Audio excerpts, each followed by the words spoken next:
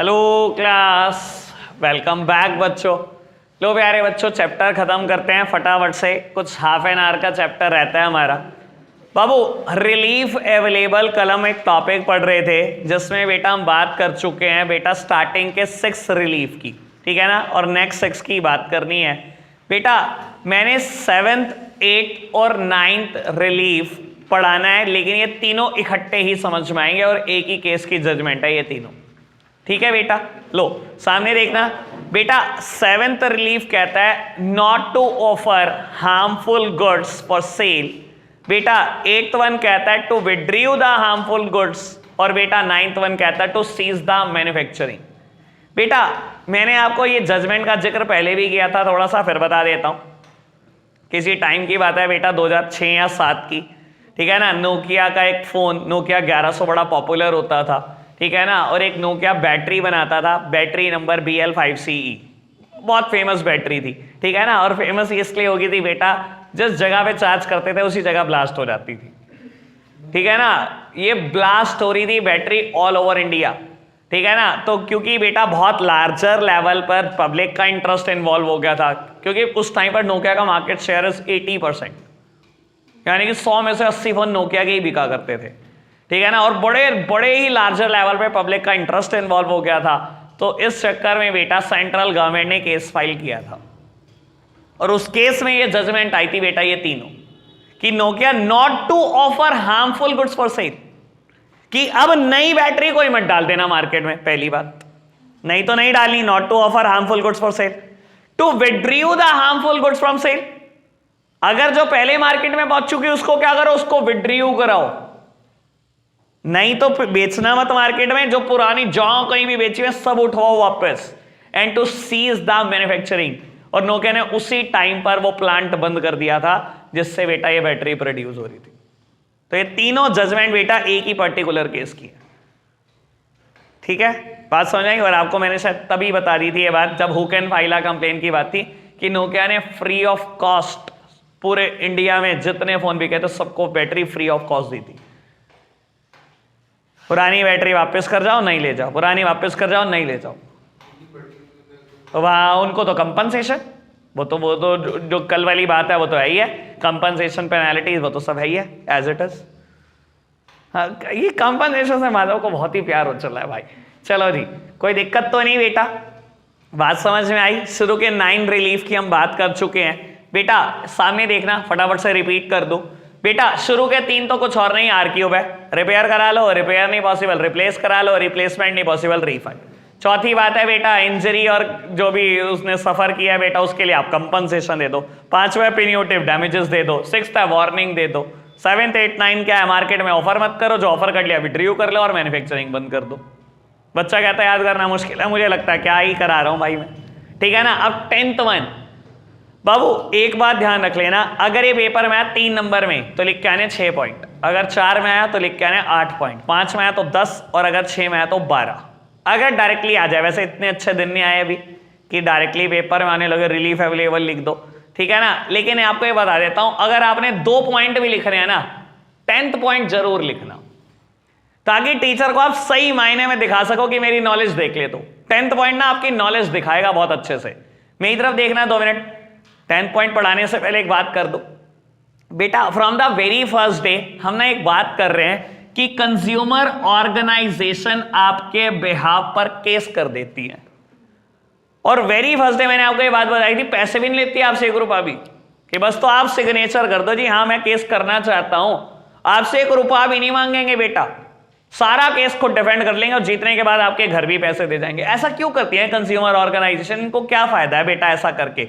बाबू point number 10, इनका फायदा है to pay not less than 5% of the defective goods or the deficient services provided to be credited to the any consumer welfare fund or any other association person to be utilized in a prescribed manner। कुछ ऐसे करके statement लिखी होगी, ऐसे ही लिखा है ना।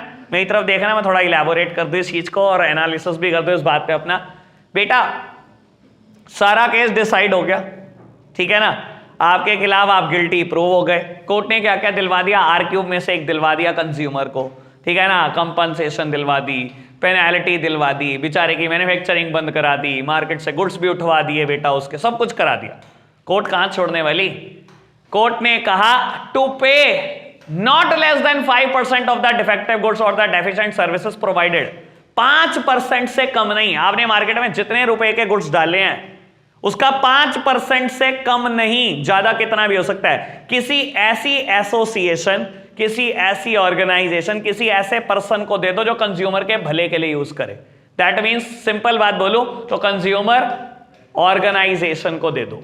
कम से कम कितना? आपके डिफेक्टिव गुड्स का 5%। यानी कि अगर नोकिया ने मार्केट में डिफेक्टिव गुड्स डाले थे 10 करोड़ के, तो कम से कम 5%। ज्यादा का कोर्ट क्या भरोसा? कोर्ट कह दे 100% दे दो, 10 करोड़ दे दो इस कंज्यूमर ऑर्गेनाइजेशन को। आपने इतना नुकसान करा कंज्यूमर्स का कि अपने आप कंज्यूमर के भले के लिए लगा देगा।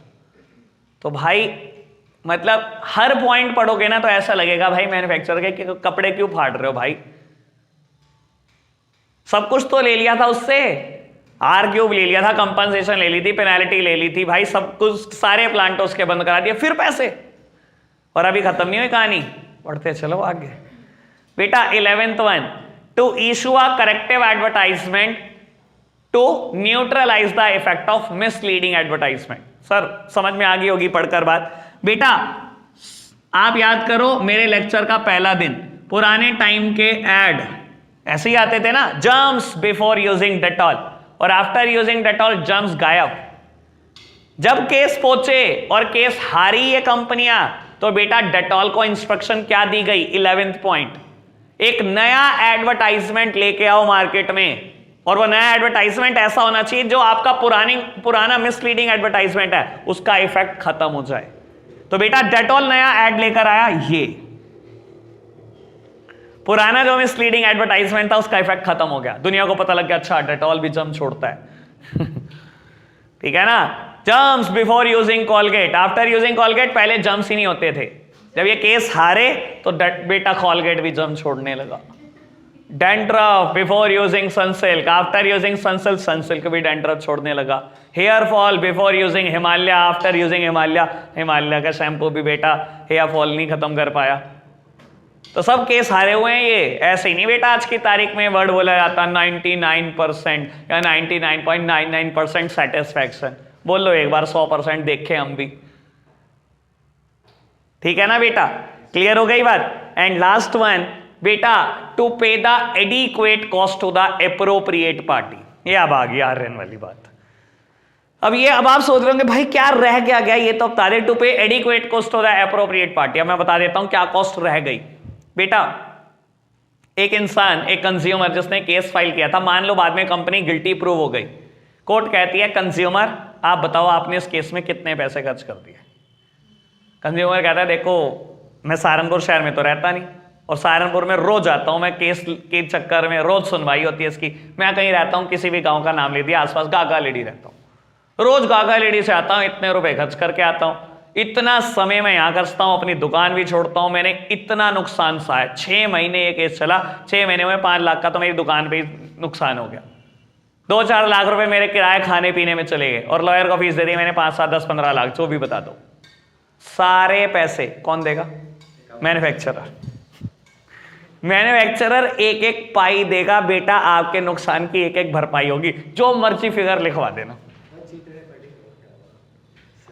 तो समझ में आ गया होगा भाई कितना खतरनाक लॉ है ये, और हमारे फेवर में। ठीक है ना? Most finest law of India, consumer protection act 1986। Clear है जी? बात क्लियर? रिलीफ अवेलेबल समझ में आया? बेटा सिर्फ 2 ही टॉपिक रहते हैं। एक टॉपिक है ways and means of consumer protection. देखना जरा, एक आध पेज आगे कर लो या पीछे कर लो, वही है बस। Ways and means of consumer protection 136 पे है, पेज नंबर 136 निकाल लो। Ways and means of consumer protection निकालिया भाई? चलो जी सामने देखना जरा। बाबू पहले मैं टॉपिक का मतलब समझा दूं। Ways and means of consumer protection मतलब कौन कौन कैसे कैसे कंज्यूमर को प्रोटेक्ट कर रहा है। ठीक है जी? कौन कौन कैसे कैसे कंज्यूमर का प्रोटेक्शन कर रहा है बेटा। सबसे पहले इसमें बता देता हूं, ये टॉपिक हमने मोस्ट ऑफ द टॉपिक पढ़ा हुआ है, बस मुझे एक ही बात का जिक्र करना है। सारा टॉपिक पढ़ा हुआ है, एक ही बात का जिक्र करना है। सबसे पहली हेडिंग है बेटा सेल्फ रेगुलेटरी बिजनेस। बेटा सब सामने देखना, सेल्फ रेगुलेटरी बिजनेस। क्या बेटा बिजनेस भी कंज्यूमर को प्रोटेक्शन देते हैं? बेटा अच्छे बिजनेस देते हैं। और क्या ये बात हमने नहीं पढ़ी है? Toll free number. बेटा जो बिग बिजनेस हाउसेज हैं वो कभी विश्वास नहीं रखते, उनकी थ्योरी कभी ये नहीं है कि मुझे कंज्यूमर को एक्सप्लॉइट करके कुछ कमाना है। बड़े बिजनेस हाउसेज क्या चाहते हैं बेटा? हम कंज्यूमर को सेटिस्फाई करके कमाएंगे, तो वो बेटा कंज्यूमर को खुद से ही प्रोटेक्शन देते हैं। इतने करोड़ों रुपए के एड इशू कर देते हैं कि आपको सिर्फ ये बताने के लिए कि हमारा जैसा प्रोडक्ट कोई और कॉपी कर रहा है, असली की पहचान ये है। बताते हैं ना, बहुत सारी जगह पे आपने देखा होगा कि हमारे असली प्रोडक्ट की पहचान ये है, ऐसा ही कोई और भी कॉपी कर रहा है। तो बेटा बिग बिजनेस हाउसेस कंज्यूमर को खुद से प्रोटेक्शन देते हैं। इन्होंने खुद से ही कंज्यूमर ग्रीवेंसेस सेल एस्टैब्लिश की हुई है। आप सैमसंग का फोन खरीदते हो, हर बड़े डिस्ट्रिक्ट में कंज्यूमर केयर सेंटर है कि नहीं है? आपके फोन में कोई कमी आती है, ठीक करते हैं कि नहीं करते बेटा? तो क्या बिग बिजनेस हाउसेस प्रोटेक्शन नहीं देते बेटा? खुद से प्रोटेक्ट करते हैं। टोल फ्री नंबर इन्होंने दिए हुए हैं कि नहीं दिए हुए अच्छे बिजनेस ने? क्लियर हो गई होगी बात शायद। क्या ये हमने पहले नहीं पढ़ी? सारी बात पढ़ी है, टोल फ्री नंबर वाली पूरी बात करी हुई है। क्लियर है बात? समझ आई? सेकंड हेडिंग बेटा बुक में अभी नोट्स में बिजनेस एसोसिएशन होगी, 2 मिनट के लिए छोड़ दो। Third one is consumer awareness, है ना? यही है ना? वही तो देखना बाबू, एक बात बिल्कुल काम की बात, कंज्यूमर अवेयरनेस। अगर आप एज अ कंज्यूमर अवेयर होना हर चीज से, आपको पता है ना मेरी रिस्पॉन्सिबिलिटी क्या है, मेरे राइट्स क्या है, मुझे क्या क्या रिलीफ अवेलेबल है, 3 टियर मशीनरी क्या है, तो यकीन मानना कोई आपको धोखा नहीं दे सकता। ठीक है ना बाबू? मैं बहुत बार एग्जांपल दे चुका हूं इन चीजों के अपने ऊपर लगा लगा के। आप अवेयर होने चाहिए, प्रोवाइडेड आपने गलती ना की हो, आपने अपनी रिस्पॉन्सिबिलिटी पूरी की हो। किसी की मजाल नहीं है दुनिया में आपको धोखा दे दे, है किसी की मजाल? वो बैंकों के किस्से मैंने कितनी बार आपको बताए, बैंक मना कर देते हैं, हम कॉइन जमा नहीं करते। आपको लॉ पता है ना, मैं भी देखता हूं कौन मना कर देता है। आप अवेयर हो, किसी की मजाल नहीं है दुनिया में आपको धोखा दे दे। ठीक है ना? क्लियर है बात? चलो जी, ऐसी एक बार मैं टाइम के बात है, कभी भिड़ भी गया था एक पुलिस वाले से। मैं ये भी बता देता हूं बेटा, जो ट्रैफिक पुलिस होती है उसकी चालान काटने की सीमा अलग होती है, और जो नॉर्मल पुलिस होती है उसकी चालान काटने की सीमा अलग होती है। अगर वो नॉर्मल पुलिस वाला कह रहा है मैं 5,000 का चालान बना दूंगा, तो उसकी पावर नहीं होती। तो बना के दिखा, चल मैं भी देखूं, हमें कानून बताएगा तो मैं भी देखता हूं, चुप बता बना। आप अवेयर होने चाहिए प्रोवाइडेड हर चीज से। मैं देखता तो हूं बेटा कौन धोखा दे दे आपको। तो अगर कंज्यूमर खुद से अवेयर है बेटा, तो वो बेटा अपने आप को खुद प्रोटेक्ट कर लेगा, उसकी किसी के प्रोटेक्शन की जरूरत नहीं है। ठीक है ना? समझ आए बेटा? Consumer awareness. बेटा फोर्थ हेडिंग है कंज्यूमर ऑर्गेनाइजेशन। अब तो नहीं कराओ मुझसे चर्चा, सारी बात कर ली। क्या कंज्यूमर ऑर्गेनाइजेशन आपको प्रोटेक्ट करती हैं? सर आपके बिहाफ पे केस तक तो फाइल कर देती हैं, रह क्या गया?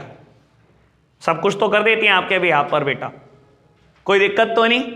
बात समझ में आ गई बेटा? आगे बढ़ते हैं। लास्ट हेडिंग है गवर्नमेंट। क्या गवर्नमेंट आपको प्रोटेक्ट करती है बेटा? कंज्यूमर को प्रोटेक्शन देती है? अच्छा एक बात बताओ, अगर आप कहते हो कि नहीं करती, तो मैं बोलता हूं बेटा इंडिया में 200 कानून है जो कंज्यूमर को प्रोटेक्ट करते हैं। वो किसने बनाए? कंज्यूमर प्रोटेक्शन एक्ट 1986 किसने बनवाया? 3 टियर मशीनरी किसने एस्टैब्लिश करी? तो बेटा गवर्नमेंट क्या आपको प्रोटेक्शन देती है? भाई government is playing active role in that. Government शायद एक्टिव रोल किसका है बेटा आपके प्रोटेक्शन में?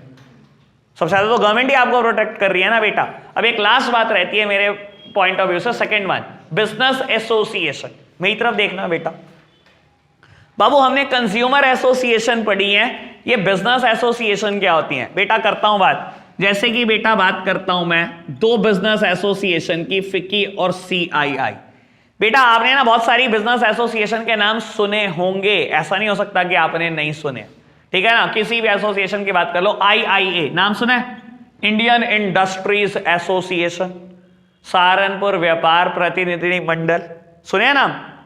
ये बिजनेस एसोसिएशन है। सर ऐसी ही 2 बिजनेस एसोसिएशन है बेटा जो नेशनल लेवल पे काम करते हैं, बहुत तगड़ी, फिक्की और CII। Federation of Indian chamber of commerce and industry, confederation of Indian industry. बाहर बुला रहे थे तेरे को, क्या बात होगी? हाँ आवाज आई अभी बड़ी तेज। चलो बेटा 2 बिजनेस एसोसिएशन है, ठीक है ना, जो नेशनल लेवल पे काम करती हैं। ठीक है ना? एक का नाम है FICCI, federation of Indian chamber of commerce and industry, एक का नाम है CII, confederation of Indian industry.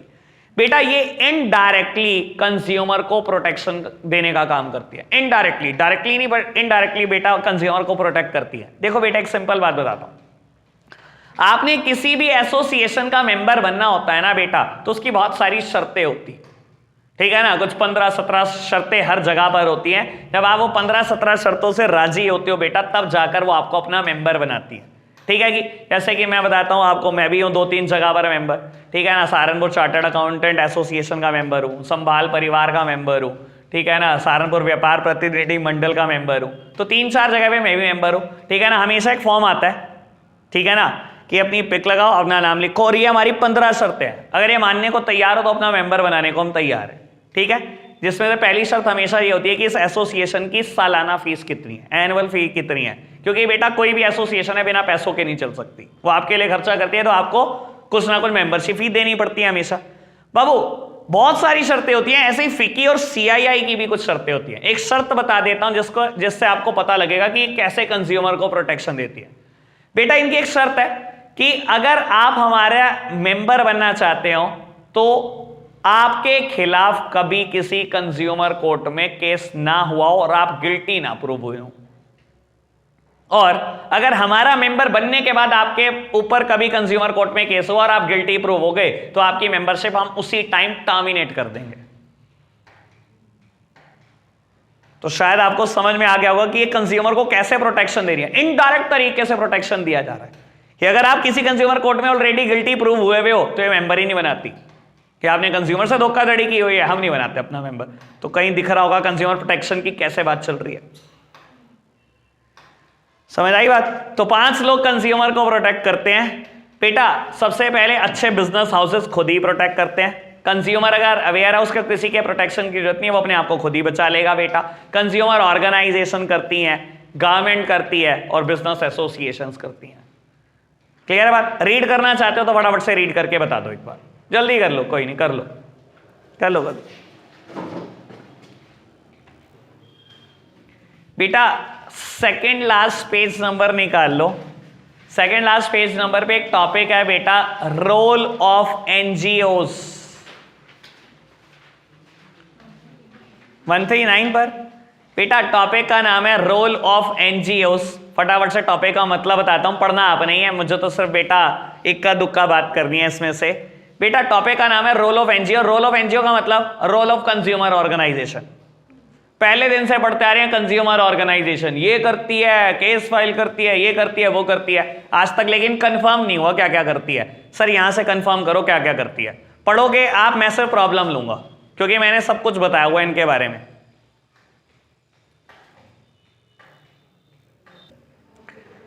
लो बेटा करते हैं start. Role of NGOs. First one मैं तो सारे ही एक बार फटाफट से करा दूंगा बेटा, बहुत आराम से सुन के चलेंगे सब बात। बेटा सबसे पहली बात, they publish periodicals and journals for creating consumer awareness. बाबू ये क्या होते हैं? बाबू पेरियोडिकल्स किसको बोलते हो? जो एक स्पेसिफाइड पीरियड ऑफ टाइम के बाद पब्लिश किए जाते हैं उन्हें हम पेरियोडिकल्स बोलते हैं। जैसे कि महीने में 2 बार, 3 महीने में 1 बार, 6 महीने में 2 बार, जैसे भी मतलब। तो बेटा ये कहता है कि ये क्या करते हैं, पेरियोडिकल्स और मैगजीन्स पब्लिश करते हैं ताकि बेटा कंज्यूमर अवेयरनेस क्रिएट की जा सके। मतलब जैसे एक पर्टिकुलर काइंड ऑफ फ्रॉड बहुत जगह हो रहा है, मान लो यूपीआई रिलेटेड फ्रॉड या सीवीवी पिन से फ्रॉड या पेटीएम फ्रॉड, तो ये क्या करते हैं अपने मैगजीन्स में छापते हैं और कंज्यूमर को देते हैं जो भी इनके मेंबर होते हैं बेटा कि ये पढ़ लो, ऐसा फ्रॉड सबके साथ हो रहा है, आपके साथ ना हो जाए। ठीक है ना। और बेटा खाली जरूरी नहीं है पेरियोडिकल्स या मैगजीन छाप के ही अवेयर किया जाए, ये जगह जगह पे सेमिनार वर्कशॉप्स ऑर्गेनाइज करके भी अवेयर करते हैं। ठीक है ना, ताकि ज्यादा से ज्यादा लोग इनके मेंबर बने। क्लियर बात। और ये बात लिखी हुई है पॉइंट नंबर 5 में। Clear. Second, third, fourth. Second one, they encourage and educate the consumer to protest against exploitative and unfair trade practices of seller. ये कंज्यूमर को गाइड करते हैं बेटा कि आप प्रोटेस्ट करो, अगर आपके साथ कुछ गलत हो रहा है प्रोटेस्ट करो, मतलब केस फाइल करो। और अगर आप नहीं कर सकते तो पॉइंट नंबर 3, हम केस फाइल करेंगे। They file suit complain on behalf of customer. आप नहीं कर सकते तो कस्टमर के बिहाफ पर ये केस फाइल कर सकते हैं। और बेटा ये भी बताया गया 4th पॉइंट में किस किस चीजों के खिलाफ एक्शन ले सकते हैं। They protest and take action against adulteration, underweight selling, sale of hazardous product, misleading advertisement, black marketing, hoarding, unfair trade practices, कोई भी अनफेयर ट्रेड प्रैक्टिस, सबके खिलाफ एक्शन ये ले सकते हैं। एंड लास्ट वन, काम की बात, they provide legal assistance for getting legal remedy against the damages cost to the consumer. लो जी मैं बताता हूं, कहता है, ये बात मैं ऑलरेडी कर चुका हूं लेकिन एक बार फिर भी बोल रहा हूं, कहता है दे provide legal assistance. Assistance means help, ये लीगल हेल्प करते हैं अपने कंज्यूमर की। कैसे बाबू? मैं बोलता हूं किसी भी ऑर्गेनाइजेशन का मेंबर बनने की पहली शर्त क्या होती है कि इतनी मेंबरशिप फी देनी पड़ेगी। मैं बोलता हूं मैंने एक एसोसिएशन बनाई जिसमें 1000 लोग मेंबर बनने को तैयार हो गए। मैंने सबको कहा लाओ 1200 रुपए, साल के 1200 रुपए, किसी को ज्यादा नहीं लगते, 100 रुपए महीना, ठीक है जी। 1000 मेंबर, 1200 रुपए, 12 लाख रुपए एसोसिएशन के पास इकट्ठा हो गया, ठीक है। अब एसोसिएशन का खर्चा बता देता हूं।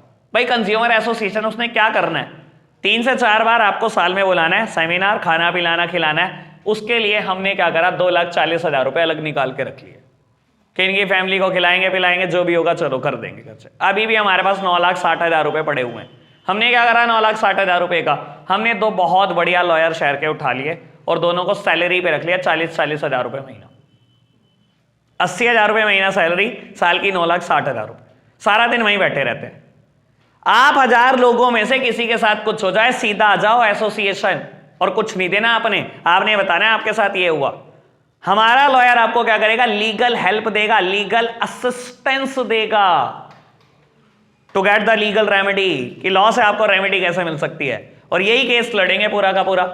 क्या ये इसको कोई फीस चाहिए? अबे दे तो दे, के साल की तेरे को फीस 4,80,000 रुपए, पूरा केस लड़ेगा, हमने कुछ नहीं देना, 1 रुपया ना कंज्यूमर ने देना, और जीतने के बाद पैसे कंज्यूमर को ही मिलेंगे, क्योंकि इनको तो 5% कम से कम मिलने ही वाला है। कंज्यूमर ऑर्गेनाइजेशन को मिलता है ना कम से कम 5% ऑफ द डिफेक्टिव गुड्स और the deficient services provided, consumer का है। नहीं, जो मतलब एसोसिएशन में भी जाते हैं, उसके जो मेंबर्स हैं उनको भी बचता है। कौन सा पैसा? जो वो तो कंज्यूमर ने केस लड़ा है ना, बस कंज्यूमर तो साइन करके चला गया। लड़ आप रहे हो, लड़ तो कंज्यूमर के बिहाफ पे रहे हो, तो उस कंज्यूमर का है सारा पैसा, सबका थोड़ी है। तो एसोसिएशन के पास कुछ भी नहीं आता, एसोसिएशन के पास वो आता नहीं क्या, कम से कम 5%। पॉइंट नंबर 10, वो जो पैसा आएगा वो उस एसोसिएशन के मेंबर, एसोसिएशन कंज्यूमर के भले के लिए लगाएगी, ऐसे थोड़ी बांट देगी 100 रुपए नगद ले जाओ। तो फिर वो पैसा, हाँ, to be utilise in a prescribed manner है, ये बात तेरे को कौन समझाए। अब ये थोड़ी हम प्राइम मिनिस्टर रिलीफ फंड में पैसा डालते हैं, प्राइम मिनिस्टर साथ जेब में डाल के चल दे। प्राइम मिनिस्टर रिलीफ फंड का पैसा है कुछ स्पेसिफाइड जगह पे यूज हो सकता है। जब आप किसी भी रिलीफ फंड में पैसा डालते हैं ना, पहले उसका यूसेज पढ़ना, कानून में लिखा हुआ है ये कहां का पैसा यूज हो सकता है, मर्जी नहीं होती। तो ये कंज्यूमर वेलफेयर फंड में पैसा डलेगा, कंज्यूमर वेलफेयर फंड का पैसा कुछ स्पेसिफाइड जगह यूज हो सकता है। ये ऐसे नहीं होता कि नगद बांट दिया जाएगा कंज्यूमर्स को। क्यों बर्बाद करेंगे भाई? तूने सिर्फ 1200 रुपए दिए, तू 4 पार्टियां खाया, तुझे हर होने वाले फ्रॉड से उन्होंने अवेयर करा दिया, इसके अलावा तेरे को यह समझा दिया कि तेरे साथ कोई धोखाधड़ी हो जाए, आप लॉयर को वहां पे फीस दियाओगे 6-7 लाख रुपए, बस यहां आ जाना, बिना किसी रुपए के केस कर लो। क्यों नहीं मेंबर बनूंगा मैं ऐसी एसोसिएशन का जो इतने फैसिलिटी देती हो? ठीक है ना जी, बात क्लियर हुई बाबू? वेरी फर्स्ट पेज, वापसी आ जाओ, लास्ट टॉपिक और खत्म करते हैं चैप्टर छुट्टी। वेरी फर्स्ट पेज है, हाँ अभी बताता हूं क्या क्या सुनूंगा। काटा गाना क्या बेटा? टॉपिक का नाम है मीनिंग ऑफ कंज्यूमर प्रोटेक्शन। अब चैप्टर पढ़ते पढ़ते भाई इतना पढ़ लिया कि अभी तक कंज्यूमर प्रोटेक्शन का मतलब नहीं बताया मैंने, ठीक है ना। और मैं आपकी जनरल सेंस भी बता देता हूं, लेकिन जनरल सेंस से थोड़ी सी एक्स्ट्रा बात है। देखो बेटा, आपकी जनरल सेंस क्या कहती है? कंज्यूमर प्रोटेक्शन का मतलब होता है कंज्यूमर को प्रोटेक्ट करना from the adulteration, from the misleading advertisement, from the exploitative trade practices, unfair trade practices, black marketing, hoarding, misleading ad, सबसे प्रोटेक्शन देना। सर ये तो है ही है कंज्यूमर प्रोटेक्शन में, लेकिन consumer protection is a very wide term. वो कहती है कंज्यूमर को प्रोटेक्ट तो करो एज वेल एज उसको एजुकेट करना regarding the rights available to the customer, regarding the responsibilities of the customer, regarding the relief available, regarding the 3 tier machinery. तो उसकी एजुकेशन एज वेल एज उसका protection, ये सब कुछ कंज्यूमर प्रोटेक्शन का part होता है। ये थोड़ी वाइडर टर्म है। क्लियर हो गई होगी बात? ठीक है ना। चलो जी बेटा बढ़ते हैं आगे। बाबू टॉपिक है importance of consumer protection from the view point of the consumer as well as from the view point of the business. दोनों है मेरे कोर्स में, नीचे लिखा गया है from the view point of business. ठीक है नहीं बाबू? कहता है इंपॉर्टेंस ऑफ कंज्यूमर प्रोटेक्शन, चाहे तो समझ लो इंपॉर्टेंस ऑफ कंज्यूमर प्रोटेक्शन, चाहे समझ लो importance of consumer protection act 1986। इसकी जरूरत क्या थी मैं बता देता हूं जरूरत क्या थी बेटा। बाबू अब एक इंसान को पता क्या लगता है, कंज्यूमर प्रोटेक्शन है सिर्फ कंज्यूमर के व्यू पॉइंट से जरूरी है, बिजनेस के व्यू पॉइंट से जरूरी नहीं है। पर ऐसा नहीं है, सबसे ज्यादा जरूरी बिजनेस के पॉइंट ऑफ व्यू से। बिजनेस अगर कंज्यूमर को प्रोटेक्ट नहीं करेगा ना भाई, कहीं नहीं रह सकता। ठीक है ना। ये बात बताता हूं मैं 5 इंपॉर्टेंस है बेटा। सबसे पहली लिखी गई है long term interest of the business. यही है ना बेटा, मेरी तरफ देखना बाबू। पुराना जमाना होता था, ग्लोबलाइजेशन से पहले का जमाना, जब लोग क्या करते थे, कंज्यूमर को प्रोटेक्ट नहीं करते थे, एक्सप्लॉइट करते थे, पैसा बनाते थे, डुप्लीकेट चीज दे, ये पेल वो पेल, क्योंकि that time producer was the king of market. Globalisation हुआ, इतनी कंपनियां इंडियन मार्केट में एंटर हो गई बेटा कि now who is the king of market? Consumer is the king of market. आज की तारीख में किसी कंपनी की फिलॉसफी नहीं है बेटा कंज्यूमर को एक्सप्लॉइट करो। सर आप आज एक्सप्लॉइट करोगे ना, 1 साल में कंपनी बाहर होगी।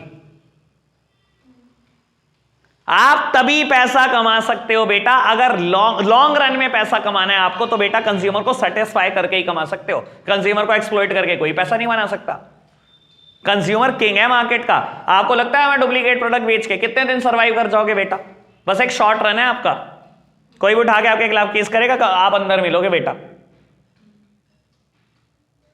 सिर्फ 6 महीने साल भर की ये कहानी होती है। लॉन्ग रन में पैसा कमाना है बेटा, तो सिर्फ कस्टमर सेटिस्फैक्शन से एक इंसान कमा सकता है। और मैं हमेशा एक स्टेटमेंट बोलता हूं, it is only the satisfied customer who not only lead to the repeat sales but also give positive feedback to the others. ये एक सेटिस्फाइड कस्टमर ही होता है बेटा, जो क्या करता है बेटा, खुद तो रिपीट सेल्स देगा ही देगा, और बेटा दूसरों को भी पॉजिटिव फीडबैक देगा कि उस दुकान से खरीदा, अगर वो बहुत अच्छा सामान देता है, बहुत रीजनेबल दाम पे देता है, कभी नहीं लूटता, कभी एक्सप्लॉइट नहीं करता, और आप तो अपनी जिंदगी में बतेरों को गाइड करते हो, वहां से जाके खरीद। ठीक है ना बेटा। तो लॉन्ग रन में कमा रहा है, कस्टमर सेटिस्फैक्शन से कमाना है हमने। क्लियर बात? सेकेंड हेडिंग क्या है बेटा? Business uses society resources. बेटा आप एक बात सोचो, दूसरा लॉजिक कंज्यूमर प्रोटेक्शन का ये है बिजनेस के लिए कि बिजनेस आप सारी चीजें तो सोसाइटी के इस्तेमाल करते हो। मेरी तरफ देखना, आपके बिजनेस तो ये 4 दीवारी है। रॉ मटेरियल कहां से आता है? सोसाइटी से। इनपुट्स कहां से आते हैं और मशीनरी कहां से आती है? सोसाइटी से। लेबर कहां से आती है? सोसाइटी से। लोन कहां से आता है? सोसाइटी से। इन सबका इस्तेमाल करके फिनिश गुड्स बनाते हो, बेचते किसको? सोसाइटी को। तो बेटा हर चीज के लिए तो सोसाइटी के ऊपर टिके हुए हो आप, तो आपका नहीं कोई फर्ज है कि सोसाइटी के जो सबसे इंपॉर्टेंट एलिमेंट है कस्टमर, उसको प्रोटेक्शन दो। सर सब कुछ मिल तो सोसाइटी से रहा है, तो सोसाइटी को तो प्रोटेक्ट करो कम से कम। सोसाइटी का सबसे मेन एलिमेंट है कंज्यूमर। ठीक है जी। Third one, social responsibility. भाई देखो एक सिंपल सी बात बोलता हूं, हर चीज के लिए कानून नहीं बनाया जा सकता। ऑल्दो हमारे लिए तो कंज्यूमर प्रोटेक्शन पे कानून है, लेकिन मैं आपको एक बात बताऊं, हर चीज पे कानून बनाया जा सकता है। अगर एक देश हर चीज पे भी कानून बना ले, कभी हर चीज के कानून को फॉलो नहीं करा सकता। चाइल्ड लेबर पे इंडिया में कानून है? अबे है, इतना बड़ा कानून है? फॉलो होता है? बनाओ, हर चीज पे कानून बना लो, हर चीज पे। कोई भी नहीं फॉलो करा सकते। मेरा मानना यह हर चीज पे कानून नहीं हो सकता, फिर भी कंज्यूमर प्रोटेक्शन पे कानून है। आपकी लीगल रिस्पॉन्सिबिलिटी है, बिजनेस की लीगल रिस्पॉन्सिबिलिटी है कंज्यूमर को प्रोटेक्ट करना। चलो मैं कहता हूं आपको लगता है मेरी लीगल नहीं है, मान लो लॉ है ही नहीं, सर आपकी सोशल रिस्पॉन्सिबिलिटी फिर भी है कंज्यूमर को प्रोटेक्ट करना। सोशल रिस्पॉन्सिबिलिटी 11th क्लास में पढ़ा था, social responsibility towards different interest group. Society के हर मेंबर के लिए मेरी कोई ना कोई सोशल जिम्मेदारी है, कंज्यूमर के लिए भी मेरी मेन जिम्मेदारी है। याद है ना, बी ट्रूथफुल इन एडवर्टाइजिंग, शायद याद आए जिन्होंने मुझसे पढ़ा हुआ है। ठीक है ना, अपने एड में सच बोलो, रीजनेबल प्रॉफिट मार्जिन पे गुड्स दो। तो बेटा हमारी कंज्यूमर के लिए अगर लीगल रिस्पॉन्सिबिलिटी नहीं है, फिर भी सोशल रिस्पॉन्सिबिलिटी है कि उसको प्रोटेक्शन देना है हमारे। और मैं बोलता हूं अगर सोशल नहीं है, फिर भी मॉरल रिस्पॉन्सिबिलिटी है, जो अगली हेडिंग लिखी गई है। बाबू अगर आप जानते हो, चलो कहते हो मेरी सोशल भी जिम्मेदारी नहीं है, मॉरल जिम्मेदारी तो है, आपको ठीक लगेगा आपने किसी को कोई डुप्लीकेट प्रोडक्ट दिया, उसको कोई हार्म हो गया, उसकी डेथ होगी। सर कितने कोई इथिक्स खराब है हमारे इंसान के कि पैसा कमाने के लालच के किसी को मार ही दो। सर लीगल जिम्मेदारी नहीं हो सकती, चलो माना जा सकता है, सोशल जिम्मेदारी नहीं, मोरल तो जिम्मेदारी हो सकती है। हमारी वैल्यूज कहां मर गई, एथिक्स कहां चले गए? ठीक है ना बेटा। And last setting is government. बाबू देखो एक सिंपल सी बात है, छोटी सी बात, बिजनेस या तो स्पॉन्टेनियसली अपनी जिम्मेदारी निभाओ, कंज्यूमर को प्रोटेक्ट कर लो, और अगर नहीं निभाते ना तो गवर्नमेंट बहुत अच्छे से जानती है बेटा कैसे जिम्मेदारियां निभाई जाती हैं। देखो बेटा कोई बिजनेस नहीं चाहता कि गवर्नमेंट आए और मेरे बिजनेस में इंटरवेन करे, इंटरवेंशन कर दे मेरे बिजनेस में, क्योंकि गवर्नमेंट जब इंटरवेंशन करती है ना आपके बिजनेस में, it lead to the reputation loss. भाई बहुत सारे नुकसान होंगे, लेकिन सबसे खतरनाक नुकसान होगा रेप्यूटेशन का। आप एक मेडिकल स्टोर रन करते हो, मेडिकल स्टोर के आड़ में ड्रग्स बेचते हो, और मैं बोलता हूं आज आपकी दुकान पे रेड हो जाए, apart from the other losses, जो सबसे खतरनाक लॉस होगा वो क्या होगा? रेप्यूटेशन का। भाई फाइनेंशियल लॉस होगा पक्का, जेल डाल दिए जाओगे पक्का, लाइसेंस कैंसिल हो जाएगा मेडिकल स्टोर का पक्का, लेकिन इन सबके बाद भी जो सबसे इंपॉर्टेंट लॉस है वो आपकी रेप्यूटेशन चली जाएगी बेटा। तो बिजनेस या तो स्पॉन्टेनियसली कंज्यूमर को प्रोटेक्शन दे दो, वरना गवर्नमेंट बहुत अच्छे से जानती है प्रोटेक्शन दिया कैसे जाता है। ठीक है ना। कोई बिजनेस होगा दुनिया में जो चाहता होगा गवर्नमेंट आए और मेरे बिजनेस में इंटरवेन करे? कौन चाहता है भाई? सब चाहते हैं ना गवर्नमेंट दूर रहे, दूर रहे, बस दूर रहे, हम ऐसा कोई काम ही नहीं करेंगे तो हमारे आसपास भी आए। क्लियर है बात बेटा? From the view point of consumer, consumer protection act consumer के पॉइंट ऑफ व्यू से क्यों जरूरी था? सबसे पहले third heading, wide spread exploitation of consumer. बेटा जिसका जितना मन आ रहा था, जैसे मन आ रहा था, वो कंज्यूमर को वैसे एक्सप्लॉइट करता था। Wide spread exploitation of consumer. भाई पुराने जमाने में आपने नहीं सुना, ठीक है ना, लेकिन हमने बहुत सुना है, मिर्च पाउडर में ईंट का चूरा मिला के पेला जा रहा है, नकली मावा। भाई आपने पता नहीं किससे सुनेगा, नहीं दिवाली के आसपास कितने स्वीट शॉप पे रेड होती है कि आज दिल्ली में इतना नकली मावा पकड़ा गया, आज बॉम्बे में इतना नकली मावा पकड़ा गया, इतना नकली दूध पकड़ा गया, सर्फ को दूध बना के बेचा जा रहा, पता नहीं क्या क्या सुनते हो आप ये कहानियां। तो बेटा जिसका जैसे मन आया था उसने वैसे कंज्यूमर को एक्सप्लॉइट करा था। इस वजह से बेटा कोई खतरनाक लॉ की जरूरत थी। मिसलीडिंग एडवर्टाइजमेंट से कंज्यूमर का पागल बनाया जाता था। सर कितने ही एड होंगे जो मिसलीडिंग होंगे पुराने जमाने के, देख कर देखना एक बार उठाकर यूट्यूब पे एड्स, आपको लगेगा कितनी चीजें मिसलीडिंग थी हमारे लिए। तो इस वजह से एक बहुत खतरनाक लॉ की जरूरत थी। सेकेंड हेडिंग क्या है बेटा? Unorganised consumer. बेटा कंज्यूमर पुराने जमाने का अनऑर्गेनाइज्ड था। अनऑर्गेनाइज्ड मतलब इकट्ठा नहीं था, और इकट्ठा नहीं था तो उसको डर लगता था कि मैं इतनी बड़ी कंपनी के खिलाफ केस कैसे करूं। कंज्यूमर प्रोटेक्शन एक्ट 1986 ने सबसे अच्छा काम करा कंज्यूमर ऑर्गेनाइजेशन बनाकर, आपको इकट्ठा कर दिया। इकट्ठे रहो तो केस कर पाओगे, अलग अलग रहोगे तो डरते रहोगे। तो ये जरूरत थी बेटा, क्योंकि आप अनऑर्गेनाइज थे, आपको इकट्ठा करने की जरूरत थी और इकट्ठा कर दिया। कंज्यूमर एसोसिएशन बनाने की पावर दे दी 3 लेवल पे, ठीक है ना। And first one is consumer ignorance. बेटा usually consumer are ignorant about their right, about their responsibilities, about the relief available to them, ठीक है ना। सर आप ही तो, आपके तो कोर्स में है बेटा, साइंस साइड वालों से पूछ के बताना एक बार कितनी रिस्पॉन्सिबिलिटी है, शायद राइट भी ढंग से याद नहीं होंगे, पता ही नहीं ना, तो पता नहीं तो बेटा करोगे क्या। इसलिए जरूरत है कंज्यूमर प्रोटेक्शन की। कंज्यूमर प्रोटेक्शन खाली मतलब प्रोटेक्शन देना नहीं, एजुकेशन देना आपको about your right, about the responsibilities, about the relief available to you. Clear है ना बात?